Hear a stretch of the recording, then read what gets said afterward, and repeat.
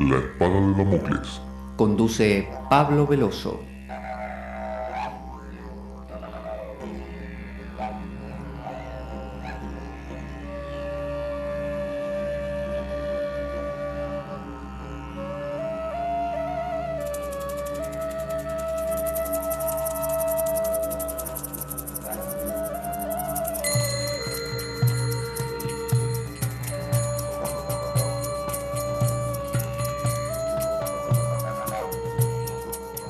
Tal como lo cortés no quita lo valiente, así lo hilarante no quita lo profundo.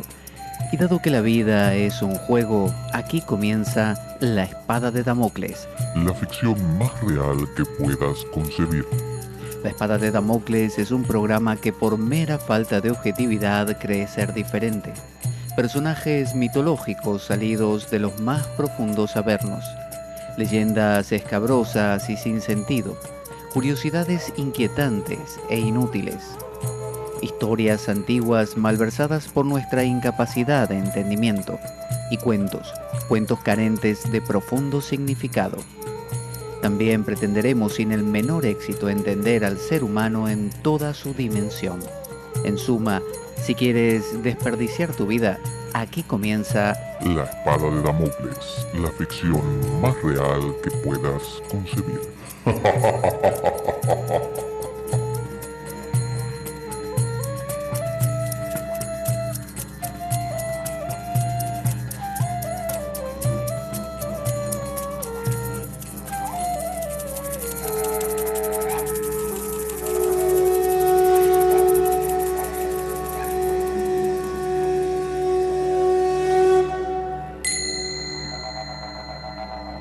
La espada de Damocles.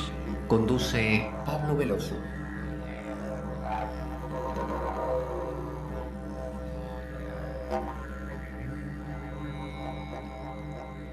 Aquí estamos en La Espada de Damocles. Les doy la bienvenida. Pablo Veloso les habla. La Espada de Damocles es un programa que, bueno, más allá de ser hilarante y a la vez serio, que examina profundamente las raíces del ser humano. Hoy tenemos la continuación de lo que venimos viendo, que es el programa tratando la película 187, 187. 187 es una película del año 1997, pertenece al género de drama o de crimen y su protagonista es nada menos que Samuel Jackson, un actor afroamericano muy bueno que siempre participa en películas que tienen un alto contenido controversial, ¿no? Moralmente controversial, como por ejemplo Impensable, Irrompible, que parecen ser películas que fueron generadas en su título por la misma persona con una picardía especial. Pero bueno, aquí hace de un profesor que se enfrenta a unos alumnos que son como gángsters, ¿no? Son alumnos de índole muy complicada y bueno, tiene que vérselas con ellos. Y lo que nos plantea esta película es el gran dilema de cómo lidiar con el mal. ¿Qué hacer cuando nos enfrentamos con personas que son crueles?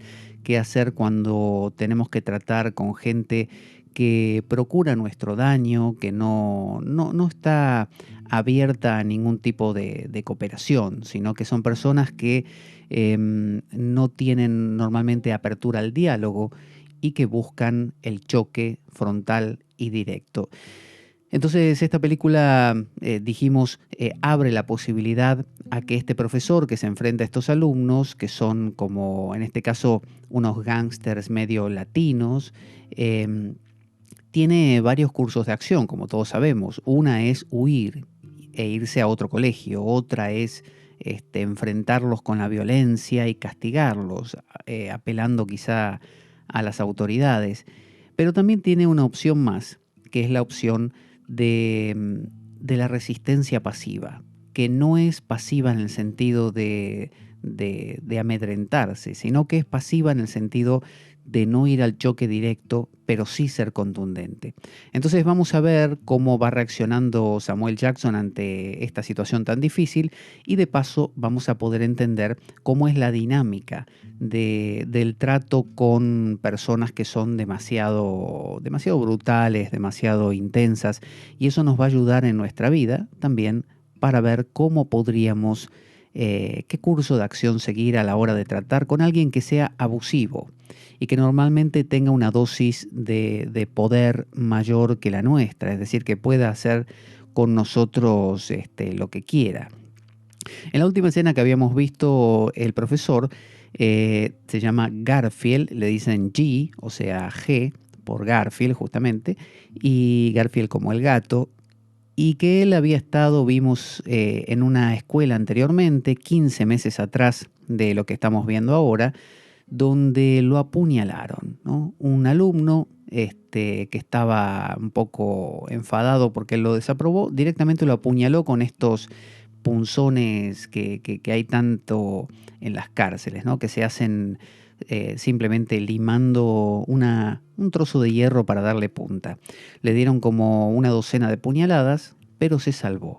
Y contrariamente a lo que uno pensaría, el profesor Garfield no huyó, justamente regresó porque lo convocaron para trabajar como maestro y aquí está en otro colegio enfrentando a lo mismo o quizás hasta peor, ¿no?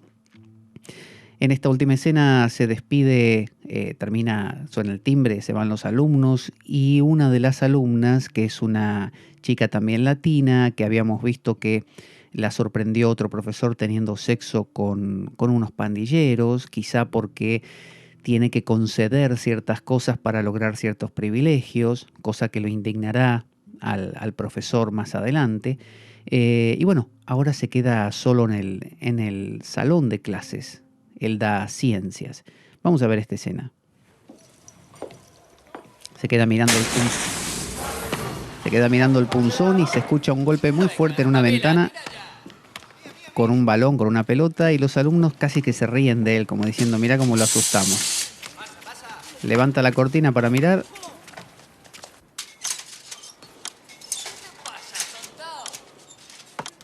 Y ve que el reloj... ¿Puedo pasar?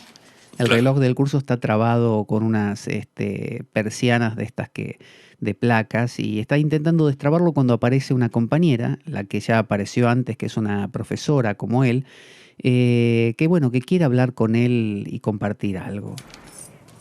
Es una chica muy sensible, rubia, delgada. Así me distraigo en vez de perder el tiempo. No sé por qué me levanté durante la comida. Es extraño. Lo siento. En cambio, Dave cree que sabes caminar sobre el agua.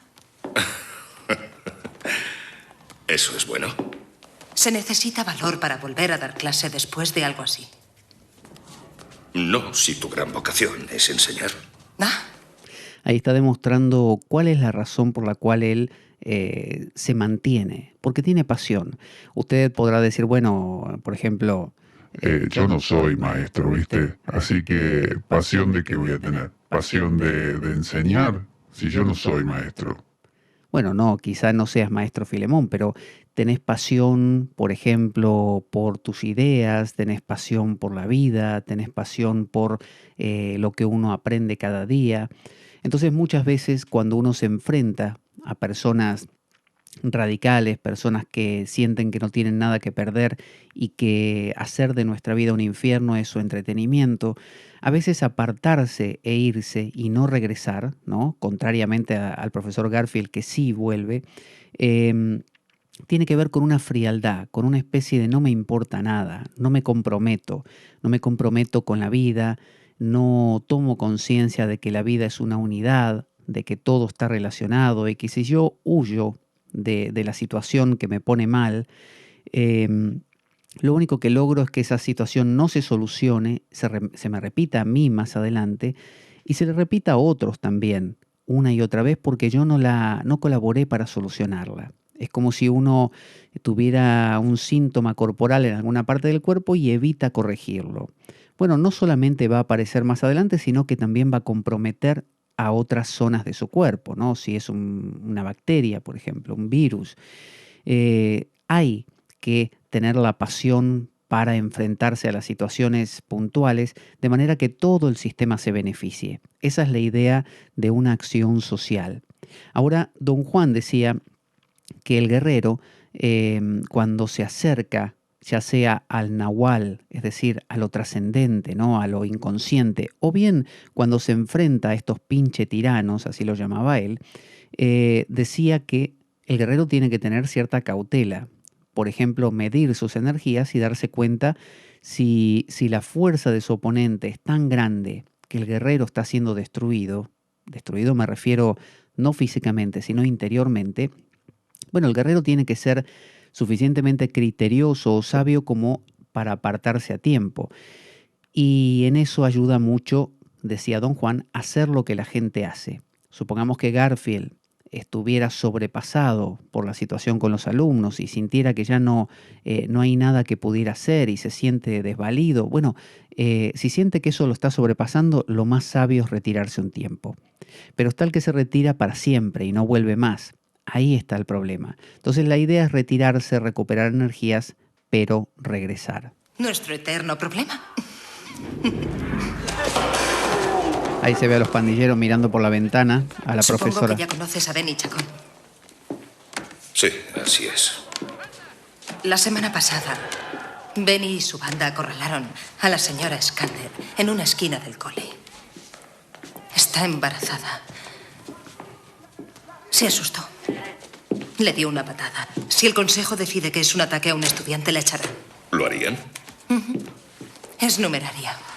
Es decir, ella, la profesora, que es la titular de lo que está haciendo suplencia aquí Garfield, fue acorralada por estos pandilleros y ella le dio una patada a uno de ellos como defensa porque estaba embarazada, tenía miedo que la lastimen, y la pueden acusar de violencia a los alumnos. Dese cuenta.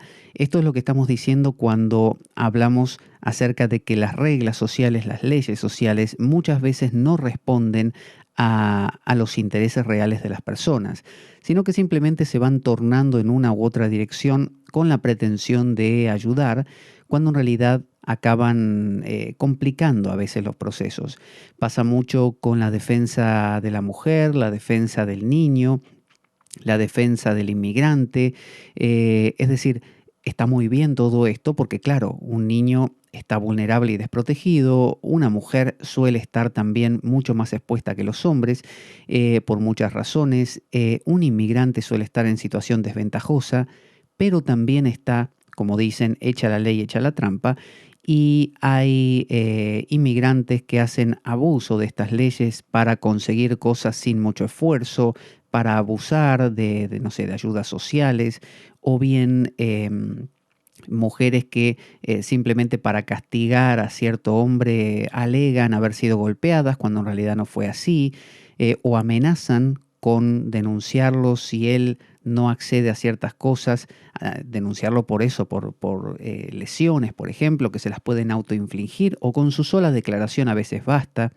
Los niños que hoy en día pueden denunciar a un profesor y ese profesor queda sin trabajo y hasta puede ir preso.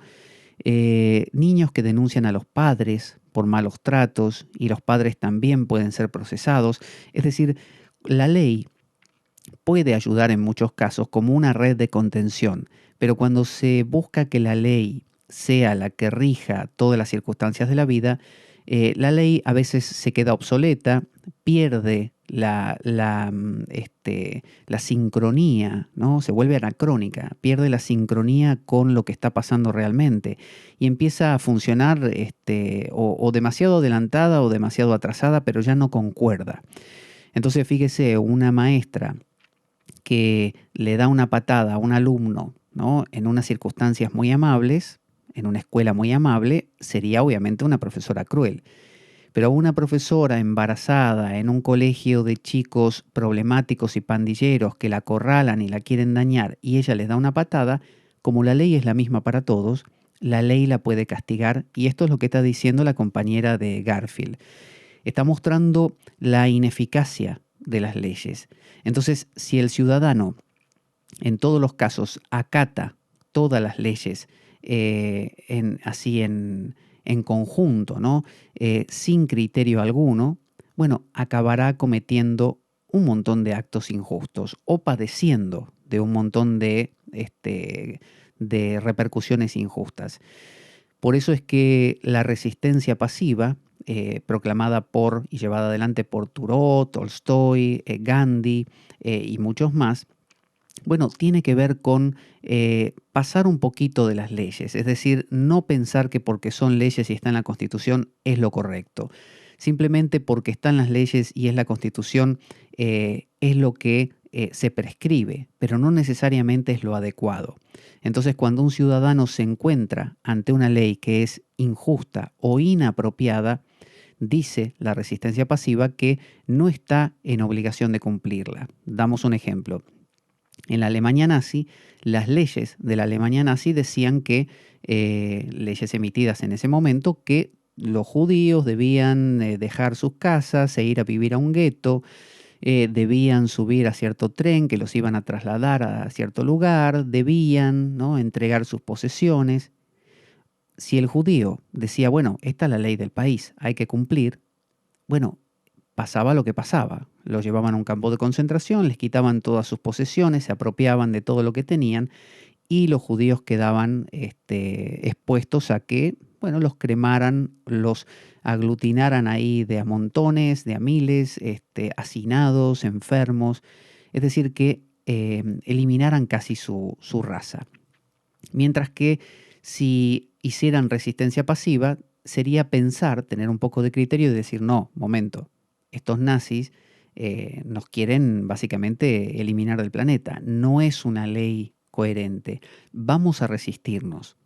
Entonces, esa resistencia, claro que implica una reacción. Es decir, quien resiste a una ley injusta es castigado.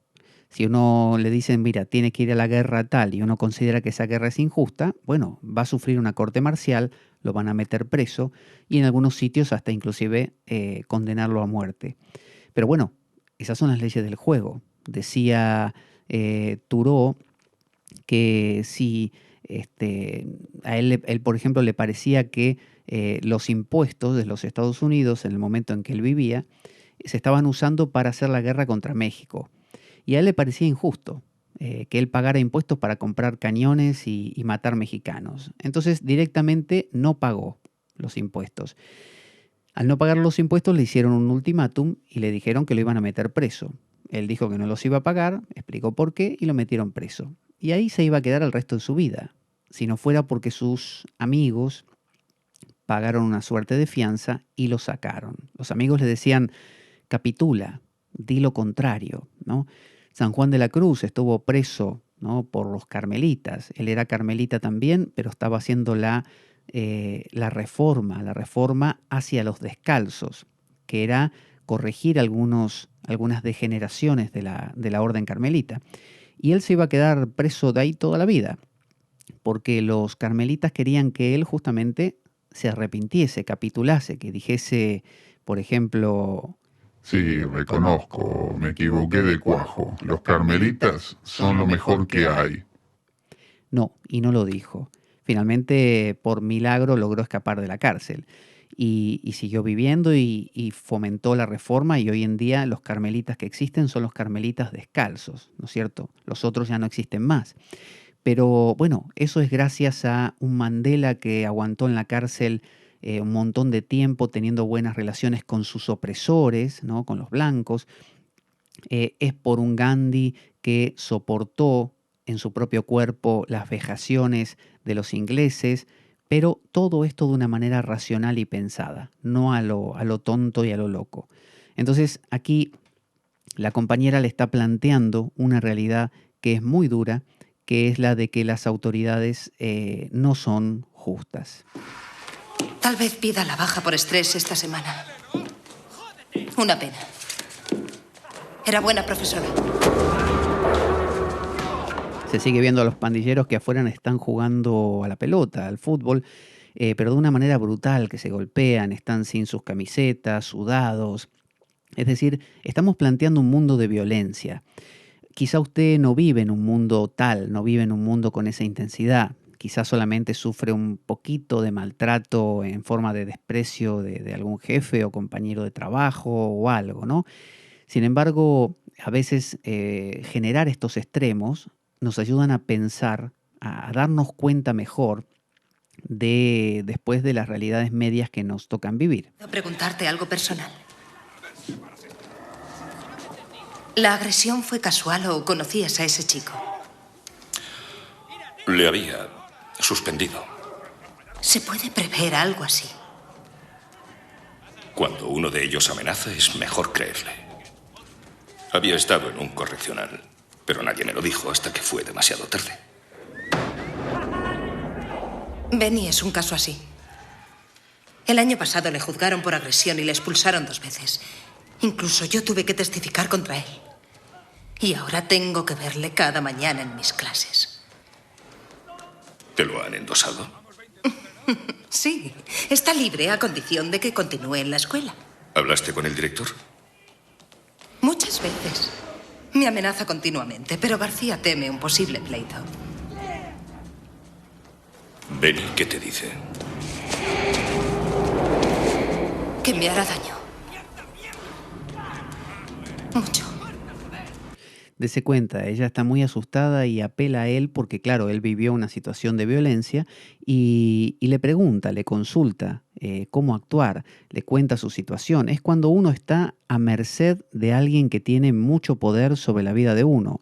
Es decir, este Benny Chacón es un personaje que la amenazó a ella varias veces, dañándola, amenazándola con dañarla gravemente, es decir, lo mismo que le pasó a Garfield en su momento. Y ella teme por su vida. Ella debería ser la protegida, supuestamente, porque está haciendo, entre comillas, el bien, mientras que los otros, los que supuestamente están haciendo el mal, deberían ser los que están a raya o los que están bajo la mira, y no lo están. No lo están.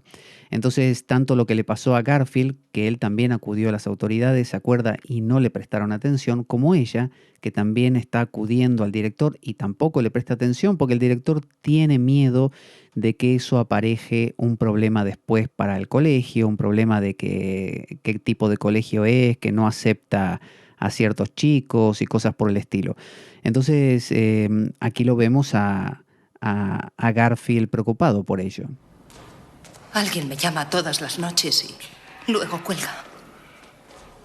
El otro día me abrieron el coche. Sí, el viernes alguien entró en mi casa, pero no puedo demostrarlo. Y no sé qué hacer. Dimite. ¿Y tú qué?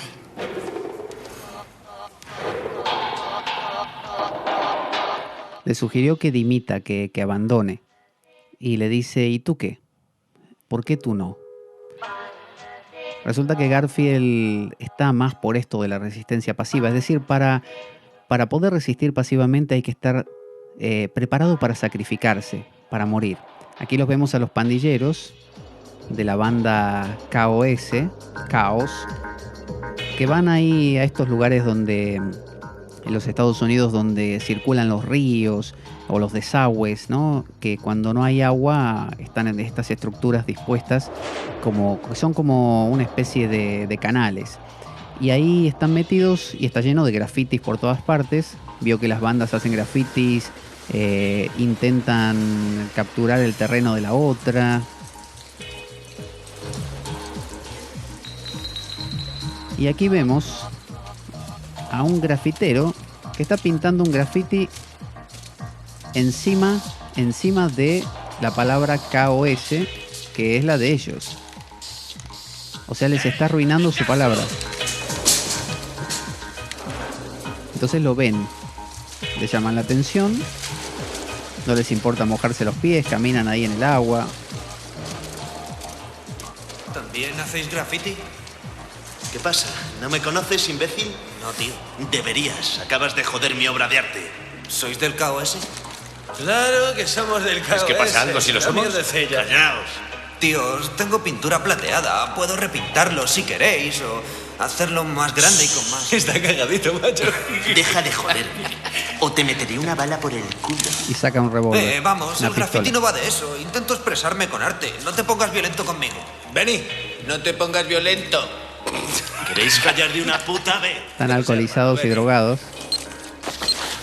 Le empieza a pitar, a sonar lo que tiene puesto en el pie Benny Chacón, que es esta especie de detector que tiene sujeto al pie, que le puso la policía porque está en libertad condicional. Empieza a pitar como que tiene que ir a cada cierto tiempo a declarar, o la distancia ya es demasiado grande.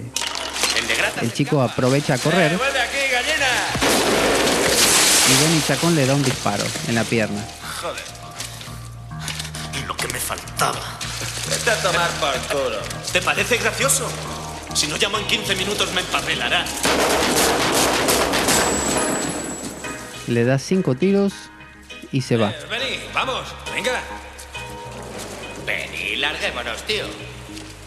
Y Benny tiene que ir a Vámonos tú y yo. hacer un llamado telefónico para que no lo reten de la policía y no le quiten su libertad condicional. Así de simple, le pegó 5 tiros y se fue. Sergio Arellano, Presente. Blanca Orantes, Aquí. Andrew Blackwell, Sí. Benny Chacón. Benny Chacón. Está tomando lista y no lo ve a Benny Benny Chacón. no está. Se ha alargado, señor G. Leonard Thomas. Sí.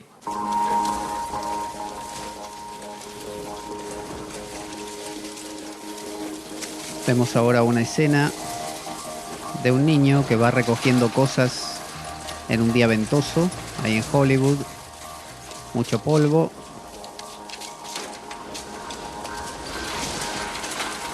Cosas que va encontrando que le pueden servir. Con un carrito. Y una de las cosas que encontró tirada, ¿qué es? El detector ese que tenía puesto en el pie Benny Chacón. O sea que alguien básicamente se cargó a Benny Chacón. Ya veremos quién es ese alguien. Ahí lo vemos al profesor Garfield Trevor. caminando. Hola. La compañera lo saluda, muy alegre y muy contenta. ¿Cómo estás? La señora Skander ha pedido la baja y quieren que yo acabe el semestre. Estupendo. Solo hasta final de año. Quería darte las gracias por dejarme llorar sobre tu hombro. Anda ya. ¿Has vuelto a ver a Benny? No, Su oficial de custodia tampoco le ha visto. ¿de veras? Sí. Y ya sabes eso de cuidado con tus deseos porque algún día podrían cumplirse. Por culpa de Benny tuve que irme a vivir con mi madre. Yo quiero a mi madre, pero si vuelvo a cenar delante de la tele viendo la rueda de la fortuna, perderé mi poco juicio. ¿Se acabó el descanso? Ha desaparecido Benny Chacón. Y ahora es un misterio. ¿Por qué? Sin tele, sin la rueda de la fortuna. ¿Cenas conmigo? Trevor. Le manda un correo Trevor. Trevor es Garfield, el profesor Garfield, y le invita a ella a una cena. Quiere algo personal, obviamente se están gustando ¿Nunca te mutuamente. sorprende algún alumno? ¿Te refieres a que se haga la luz? Pocas veces. ¿Y no te sientes solo? Sí, claro. Están hablando de, le dice ella, si no te sorprende algún alumno. El Bhagavad Gita suele decir que hay miles de personas que se interesan por la espiritualidad, solo algunos pocos llegan suficientemente lejos y de todos, de los pocos que llegan lejos, solo uno encuentra a Dios, a Brahman, a Krishna. De la misma manera dice el Evangelio que pocos son los llamados al trabajo, a la viña del Señor, ¿no? Es decir, que muchos son los llamados y pocos responden, una cosa así. Es decir, en nuestra cultura humana, pocas son las personas que se animan a cruzar la frontera de lo que Heidegger llamaba la vida inauténtica hacia la vida auténtica. Para Heidegger, vivir una vida auténtica era hacerse preguntas por el ser, hacerse preguntas acerca de qué va la vida, quién soy yo, por qué ocurren estas cosas, qué debería ser, por qué sucede lo que sucede y no otra cosa. Entonces están hablando básicamente de esto, de que los seres humanos somos muy superficiales, muy chatos.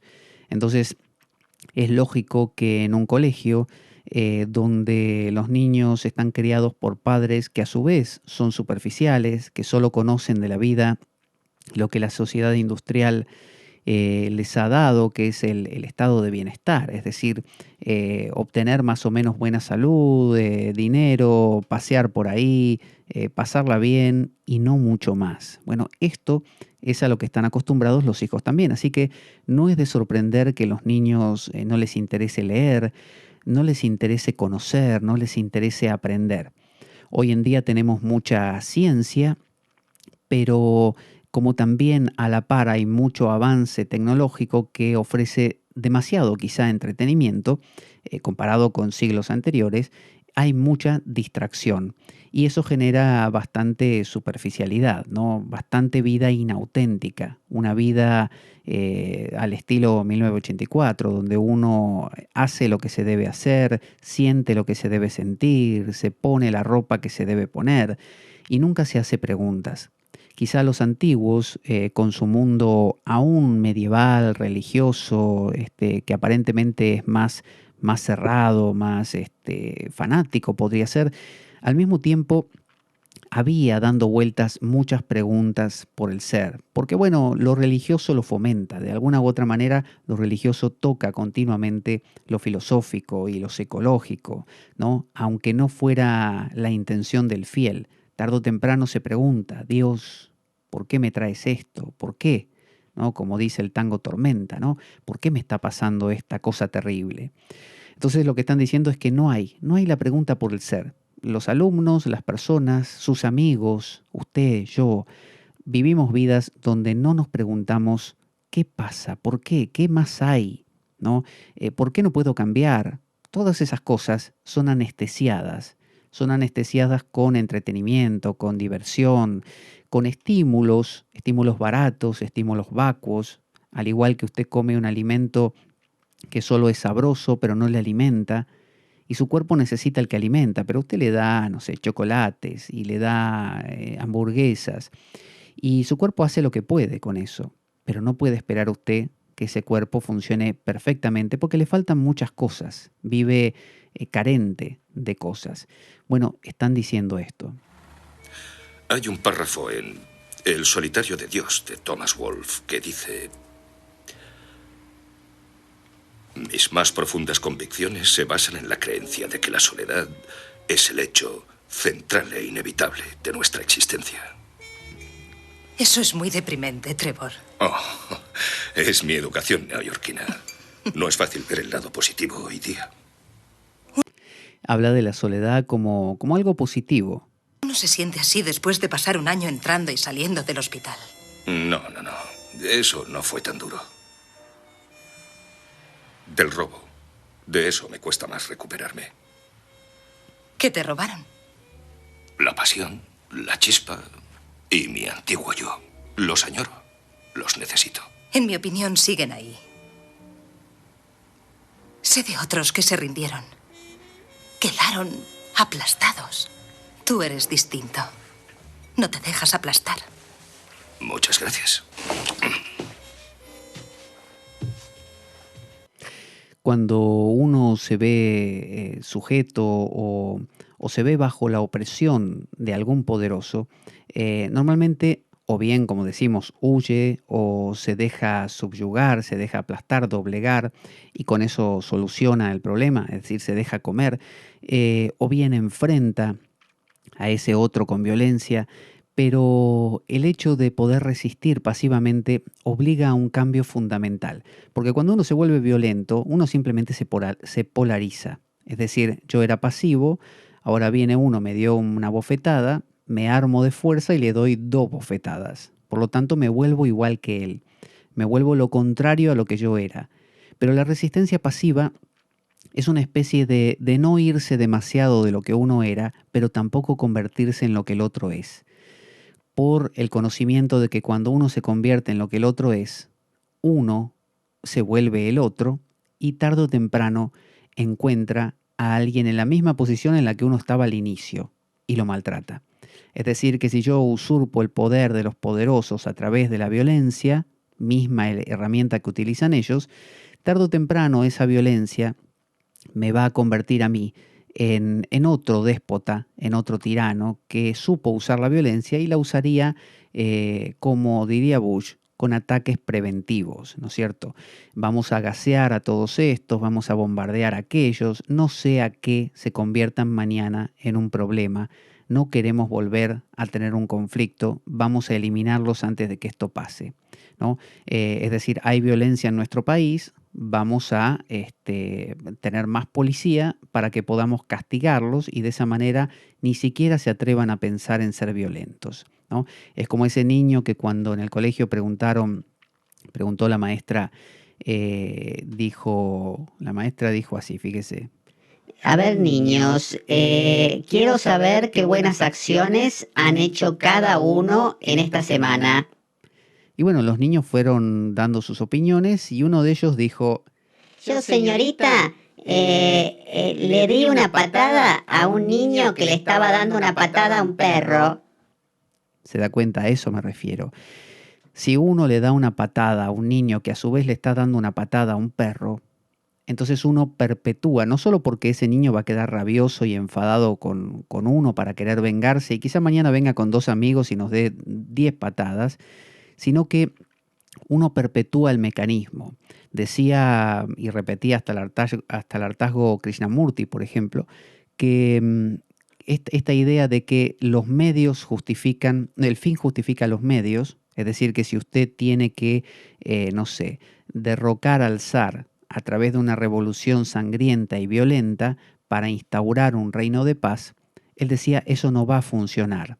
El fin no justifica los medios. Si usted utiliza un medio violento, usted está siendo igual de violento que aquel al que quiere desbancar. Entonces la pregunta aquí es, bueno, ¿y cómo hago entonces para sacar al que tiene las armas si yo no tengo ninguna? Bueno, imagínese que usted es, el pueblo oprimido, los judíos, ¿no? En medio de la Alemania nazi. Si todos los judíos se ponen de acuerdo en hacer resistencia pasiva y dicen, por ejemplo, no nos vamos a subir a ninguno de los trenes de los nazis. No nos subimos, señores. Y vienen los nazis y dicen, por ejemplo, escúchame, judío, subite al tren o te ametrallo. No nos subimos nada porque hemos decidido que vamos a hacer la resistencia pasiva. Te estoy diciendo, mejor subite que te voy a matar. No me subo nada. Y lo mata. Y así mata a 2, a 100, a 200, a 1000. Pero los judíos siguen sin subir a los trenes. Y sin acatar las reglas como ponerse una estrella amarilla, símbolo de ser judío y cosas por el estilo, ¿no? Porque les parece mal, supóngase. Entonces los nazis matarán, 100, 200, 500, 1000, 2000 judíos, ¿no? Acuérdense que en el genocidio se supone que mataron 6 millones, ¿no? De judíos. Bueno, supóngase que ya van 2000 judíos muertos. Pero los nazis, viendo esta situación, llegará al punto que tendrán que decir, bueno, no podemos seguir matando gente, dirán. No podemos seguir matando judíos porque tenemos toda Alemania tapizada de judíos muertos y esto va a generar enfermedades. No los podemos juntar, son demasiados. Nos estamos gastando todas las balas en judíos, esto no va más. Y buscarán otra alternativa. De la misma manera, cuando Gandhi estuvo en Sudáfrica y vio que los parámetros con que se trataban a los trabajadores ahí extranjeros y nativos también de ese lugar eran demasiado violentos, se les obligaba a tener cierta documentación, él decidió quemar su documento, pero fíjese, no lo quemó en su casa, no dijo lo rompo en mi casa y lo tiro al váter, al inodoro, no. Él hizo un acto público de quema de documentación. La policía estaba ahí con palos diciendo el que queme su documento lo molemos a palos. Y molerlo a palos significaba, le traduzco, matarlo básicamente, ¿eh? No es que le dan 3 palazos y a su casa, lo muelen. Usted puede morir ahí, morir, quedar ciego, sordo, con todos los dientes rotos, lo que fuera, a palazos, ¿eh? Estamos hablando de de una época mucho más cruel que la actual, donde el poder de un gobierno a veces no tenía límites. Bueno, entonces fueron estas personas al evento público de Gandhi y Gandhi, delante de todos, quemó su documentación. Lo molieron a palos, se salvó, no se murió, pero lo molieron a palos, lo molieron de verdad. Entonces, hacer el acto público es una especie de tocarle las narices, como dirían aquí en España, o los cojones al otro. Es fastidiarlo. ¿A quién fastidia usted? No está fastidiando al malo que es malo y está fuera de la ley. Está fastidiando a la ley. Dese cuenta. Gandhi estaba yendo contra el gobierno. Estaba enfrentándose a la policía misma, ¿no? A la representativa del gobierno. En la película Suffragette, una película de las sufragistas, ¿no? De las votantes mujeres que pedían la capacidad de votar en Inglaterra, en una Inglaterra industrial, les pasó exactamente lo mismo. La policía las molía a palos y las mataba. ¿Pero qué hicieron ellas? Resistencia pasiva. Siguieron haciendo eventos, no hacían actos violentos, solamente, bueno, algunas aisladamente sí, pero en general era proclamar marchas, que les pegaran, más marchas, que las mataran, más marchas, las metían presas, salían, más marchas. Es decir, cuando usted resiste a una autoridad que no le parece a usted que sea coherente, que su sentido común le dice que no, usted va a sufrir, obviamente, pero tiene que estar dispuesto a sufrir. Si usted no está dispuesto a sufrir, bueno, opte por agachar la cabeza y evitar el bulto, el problema. O si tiene mucha fuerza, opte por atacar. Pero ninguna de las dos cosas va a solucionar el problema jamás. Por eso Gandhi lo sabía, y fíjese que una de las grandes y terribles cosas que acontecieron fue la masacre de Amritsar. Esto es, Amritsar es un templo que significa océano de Amrita, océano de néctar. Amrit es Amrita, néctar, y Sar tiene que ver con la palabra océano. Entonces, es un templo de los Sikhs. Los Sikhs son estos de barba y turbante que parecen musulmanes, pero son una religión dentro de la India, ¿no? Que tienen un libro sagrado que se llama el Granth Sahib y que dos de ellos eran los guardaespaldas personales de Indira Gandhi, ¿no? La primer ministro de la India. Entonces, con este gobierno inglés, Gandhi y toda su gente organizaban este tipo de sentadas, marchas. Una de ellas fue en Amritsar. Vinieron los ingleses con unas especies de ametralladoras montadas tipo cañón y les dijeron a esta gente, eran mujeres, niños, hombres, simplemente sentados en un lugar donde se suponía que no podía sentarse tanta gente. Vio que los sistemas despóticos no toleran los aglutinamientos de personas porque puede ser peligroso. Si usted está dominando algo y ve que se juntan 10 tipos, 20, ya a usted le da un poco de inquietud. Si se juntan 1000, usted no sabe si esa horda puede ocurrírsele, no sé, entrar en las oficinas públicas, las casas de la gente, quemar todo. Entonces, los sistemas despóticos tienden a dar esos toques de queda, a disminuir esas agrupaciones públicas. Entonces les dieron un ultimátum. Les dijeron, váyanse de acá porque vamos a abrir fuego si no se van.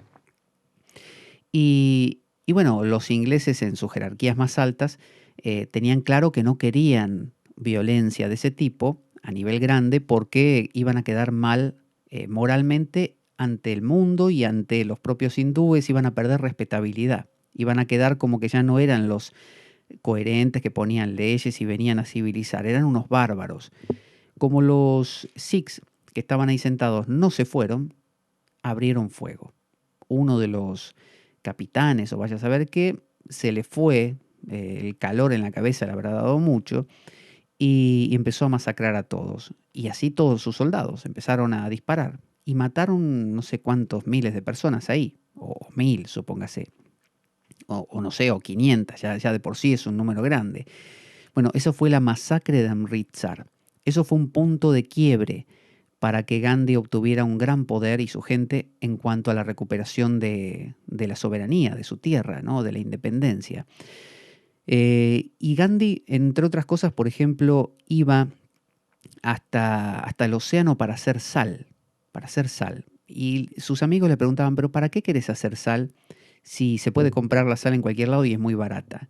No, dice, no se trata de que yo pueda o no comprar sal, se trata de tocarle las narices a los ingleses, que ellos tienen el monopolio de la sal. Y sus amigos le preguntaban, ¿y si no les molesta? Bueno, decía Gandhi, seguiremos haciendo cosas hasta tocarle las narices. Es decir, la resistencia pasiva no consiste en no hacer nada. Consiste en hacer, pero con un criterio muy fino, donde no hay venganza. Si usted se quiere vengar, usted está sustituyendo al déspota, está sustituyendo al tirano. Don Juan de Castaneda decía lo mismo, que el guerrero practica el arte del acecho, que entre otras cosas requiere impecabilidad, ¿no? Es decir, una conducta precisa, austera, saber esperar para encontrar el momento oportuno, tener gracia en lo que hace, es decir, una serie de requisitos que tienen que ver con el temple, con la pasión. Usted no puede hacer lo que hizo Gandhi ni su gente si usted no tiene ese temple. Si usted es impulsivo y enérgico, bueno, no va a lograr nada y lo único que va a lograr en tal caso es convertirse en el tirano siguiente, en el nuevo. Así que fíjese la conversación. ¿A dónde vas? Tengo algo para ti. Están en la cena íntima, amorosa. ¿Sabías que César Sánchez es un caso difícil? No. Sí. ¿Sufre trastorno emocional? ¿Es un trastorno muy grave? Sí. Genial. Ese es otro de los pandilleros que Espero que te agrade. le regala una caja. Trevor.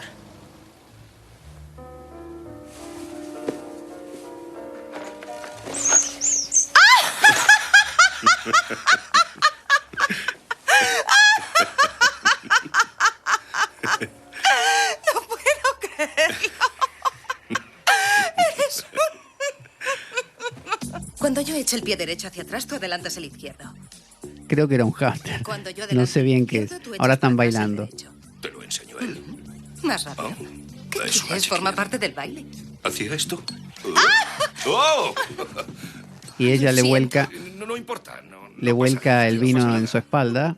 Porque claro, ¿Puedo ayudarte en algo? estaban bailando y él hizo una cabriola con ella y ella se le volcó la copa en su ¿Dónde lo espalda. guardas? Está en la nevera. Va a la cocina Oh, ella Lo siento. Tranquila, tranquila. y él se está sacando la camisa Aquí y está. Ahora que ya empezaba a ser un maestro de la salsa. a ella se le cae lo que lleva porque ve las heridas que él tiene. Claro, como se sacó la camisa y él se tapa enseguida. Tiene unas cicatrices muy profundas, claro. ¿La Con- casa de la rueda de la fortuna? Sí. La acompaña hasta la casa donde vive ella con la madre. Jack. Hola, precioso. Hola. Eres un perro muy guapo, ¿sabes? Ella representa a aquella persona que pretende ser buena, que cree en la bondad en el sentido de solo la bondad, ¿no? Pero una bondad edulcorada, una bondad de Walt Disney, ¿no? De que los chicos se van a encaminar y todo va a mejorar si somos positivos, ¿no? Por eso ella decía, a ver si se cumplen los deseos que uno tiene, porque ella deseaba que se fuera Benny Chacón, pero tampoco quiere que muera Benny Chacón ni le pase nada. En cambio, él representa la parte nuestra o nuestra manera de ser que sabe que hay una Yetzar Hará, que hay una maldad natural, que hay un lado oscuro en el ser humano. Garfield ha visto la sombra de las personas. Le tocó en primera persona, le tocó vivirlo, lo apuñalaron, vio la ineficacia de las autoridades, tuvo que valerse solo, sobrevivió. Ahora ha perdido, claro, ha perdido al Garfield de hace años, el que creía, como esta profesora, en la bondad natural. Ahora él vive en un mundo donde las dos cosas existen, la bondad natural y la maldad natural, ¿no? Pero ella insiste todavía en quedarse con el lado hermoso, por eso ella es simpática y ahora juega con el perro, pero él dice, yo he perdido algo, ¿no? Yo he perdido ese lado solamente luminoso, esa es como quien recuerda con añoranza las veces que miraba a Peter Pan en Walt Disney y creía que ese iba a ser el mundo para él o para ella. Y cuando uno crece se da cuenta de que el mundo tiene eso, pero también tiene otras cosas. Yo quisiera disculparme por reaccionar de ese modo. No te disculpes, es una reacción lógica. Fíjese que ella reacciona ante el dolor, ella no soporta el dolor. Cuando se habló en la mesa del colegio de lo que le había pasado a Garfield con las puñaladas, ella decidió levantarse de la mesa y después le pidió disculpas a él. Ahora cuando vio las cicatrices, ella también se espantó y ahora le pide disculpas. Es decir, ella reconoce que es demasiado sensible y que no puede enfrentarse a los costados oscuros del ser humano. Ella es la clásica persona que opta por eso le dijo dimite, opta por huir, ¿no? Porque no soporta la confrontación con lo verdaderamente doloroso. El programa carece de sustento económico externo. Si quieres colaborar y apoyarnos, puedes hacer de cuenta que me invitas a un café y dejar una donación equivalente a ello o lo que tú desees a través del enlace de PayPal que aparece en nuestro canal en iBooks. Si tienes alguna duda al respecto, puedes enviarme un correo a info@gmail.com para informarte y desde ya muchas gracias por ello. Vamos a ver cómo se despiden. Gracias, Trevor. Lo he pasado muy bien. Yo también.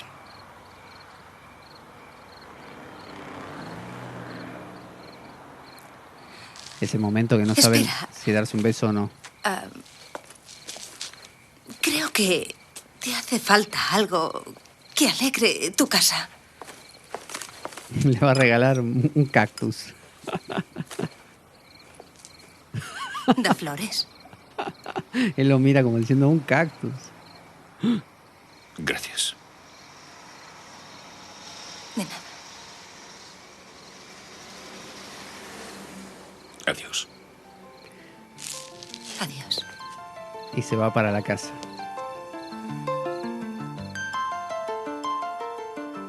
A ella le gusta él porque, claro, es la parte que a ella le falta. Es decir, nuestra parte dulce, crédula y fantasiosa se encanta con las partes oscuras. Por eso las personas que son muy así soñadoras, que caminan sobre algodones, normalmente son las que, y son dulces, normalmente se juntan y se emparejan con personas que son drásticas y oscuras y contrariadas, ¿no? Problemáticas, porque bueno, son los polos que se atraen. En este caso, él con todo su dolor y ella con toda su ilusión. Ahora está él en la casa haciendo ejercicio con una bicicleta fija. Respirando el respirador del asma. Está con una bicicleta en el parque de su casa.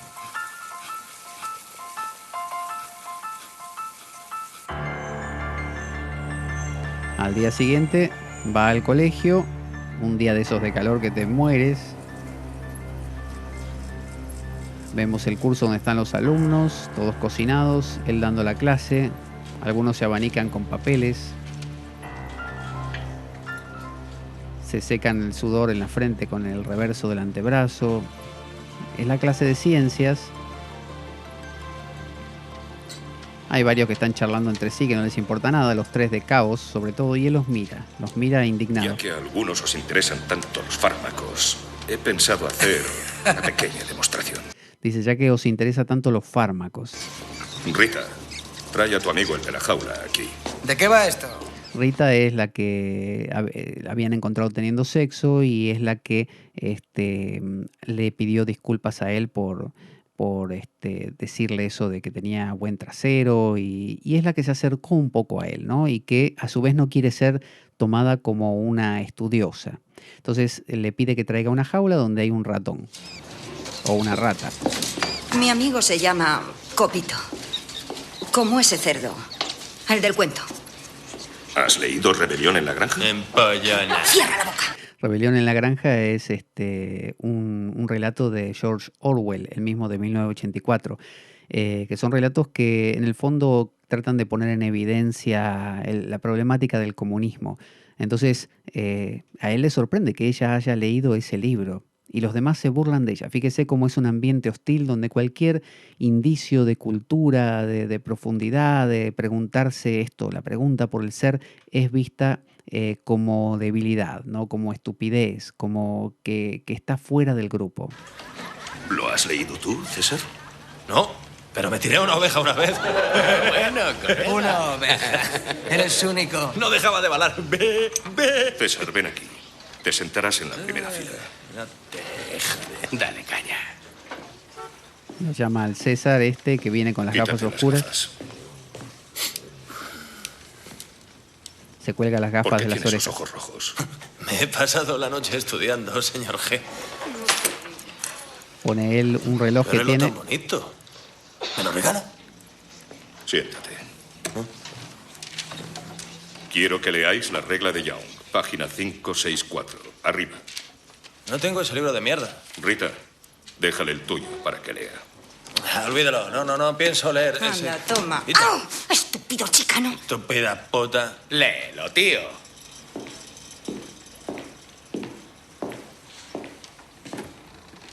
Lee. Por favor. Se le acerca y le dice con fuerza que lea.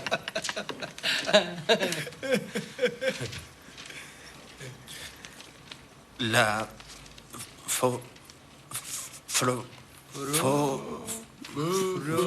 Fórmula. No sabe leer, no sabe leer. Claro, las personas normalmente que se manejan a través de la violencia, los que son prepotentes, los que son gamberros, los que han descubierto que a través del poder pueden tener un lugar en el mundo, normalmente no se preocupan por cultivar otra cosa. Y eso los mantiene en una especie de bucle de superficialidad y a la vez de crear problemas, porque cuando uno no tiene profundidad, fíjese, los romanos mismos, que no eran muy cultos, llamaban a los griegos, un pueblo al que ellos mismos habían subyugado y vencido y conquistado, y cada romano que se preciara tenía un maestro griego al que contrataban para que fuera tutor de sus hijos y le enseñase a sus hijos la poesía griega, Homero y demás. ¿Por qué? Porque ellos mismos reconocían que eran unos brutos, eran unos cuadrados, no tenían profundidad, la necesitaban de fuera. Bueno, muchas de las personas que hoy en día rigen grandes empresas, países enteros, o son militares y tienen gran poderío y dentro de su ámbito son dioses, bueno, esas personas saben que no necesitan nada más y se mantienen en un plano muy rudimentario, ¿no? Así como el adolescente que con 10 o 15 palabras dice todo lo que tiene que decir. No necesita más porque no tiene más que decir. Lo único que tiene para decir con esas 15 le alcanza. Entonces uno preguntará, bueno, ¿qué importa que un adolescente no estudie lo suficiente o no aprenda? ¿Qué importa que ese militar no se haga preguntas filosóficas? ¿Qué importa? Bueno, sí importa, porque si esa persona, ese adolescente, ese militar, ese político, ese dueño de una empresa, no toca esa fibra profunda de nuestro ser, lo inconsciente, las preguntas sobre el ser, la vida, preguntarse qué es la vida auténtica y la vida inauténtica, normalmente va a sentir una hostilidad hacia el mundo, porque va a sentir, en lugar de esta sensación de soy parte de algo más grande, orgánico, a lo que tengo que cuidar porque es yo, va a sentir al revés, que lo otro es un otro, ¿no? La naturaleza, a la que tengo que vencer, subyugar, ¿no? Vio la conquista del espacio. ¿Qué es la conquista del espacio?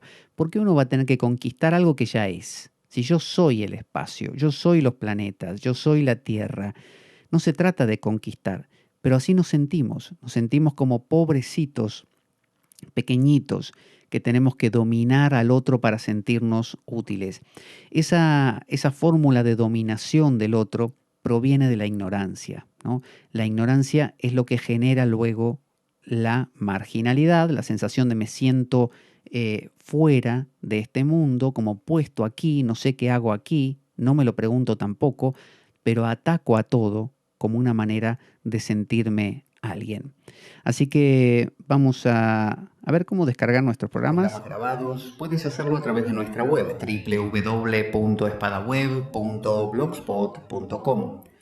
Puedes comunicarte a través de Twitter, @PabloJVeloso, enviarnos un correo a info.espadaweb@gmail.com, donde puedes contarnos opiniones, preguntas, sugerencias. También puedes participar y sumarte a nuestro grupo de Facebook llamado La Espada de Damocles. Puedes compartir nuestro programa libremente por la red y también subirlo a tus propios canales. Pero sobre todo, ¿sabes qué? No te lo puedes perder. Y bueno, ya...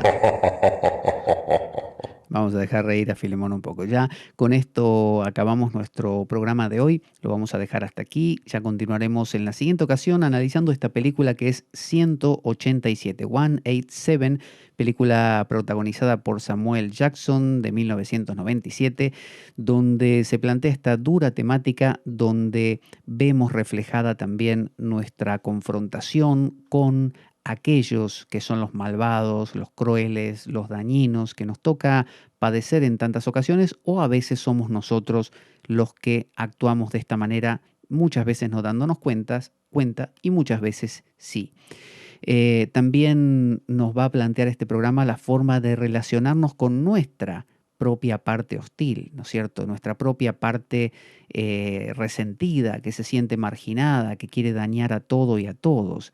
Entonces, veamos que todos estos personajes no solo son gente que nos cruzamos en la vida frecuentemente, sino que son también nuestros propios aspectos. Así que lo mismo se aplica para afuera que para adentro. Si yo trato de eliminar a través de la fuerza bruta mis ganas de fumar, comer, drogarme o lo que fuera, lo que voy a lograr es que un mal medio genera un mal fin entonces, porque a la larga va a traer más problemas que beneficios. Entonces, la resistencia pasiva quizá es una propuesta muy diferente que vamos a ir explorando a lo largo de esta película de Samuel Jackson. Vamos a nuestra cortina del final, ya para despedirnos. Y los espero la próxima, el próximo programa de La Espada de Damocles.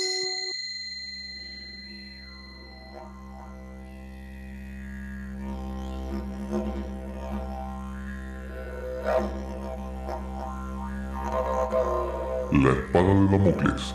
Conduce Pablo Veloso.